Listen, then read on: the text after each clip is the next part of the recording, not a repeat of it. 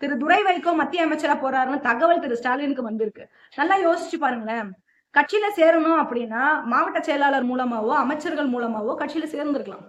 ஆனா என்ன பாருங்க, 3 பேரு அறிவாலயத்துல முதலமைச்சர் தலைமையில சேர்றாங்க. இதுல இருந்து ஸ்டாலின் என்ன சொல்ல வர்றாருன்னு அனுபவசாலியான திரு வைகோக்கு தெரியலையா? கூட்டணியில இருந்துகிட்டே பிஜேபியோட தொடர்புல இருக்கீங்க, மத்திய அமைச்சர் வேணுமா?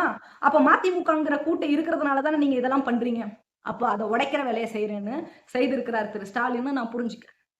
இந்த புரிதல் மெத்த அனுபவசாலியா இருக்கக்கூடிய திரு வைகோ அவர்களுக்கு இல்லையா? மதிமுக 2026ல என்ன பண்ண போறாங்க, யார் கூட கூட்டணி வைக்க போறாங்க, மதிமுகவுல இன்னைக்கு என்ன இருக்கு? ஒண்ணுமே இல்லை இவங்களுக்கு. மதிமுக போனா திமுகவுக்கு எந்த நட்டமும் இல்லைன்னு நினைக்கிறாங்க.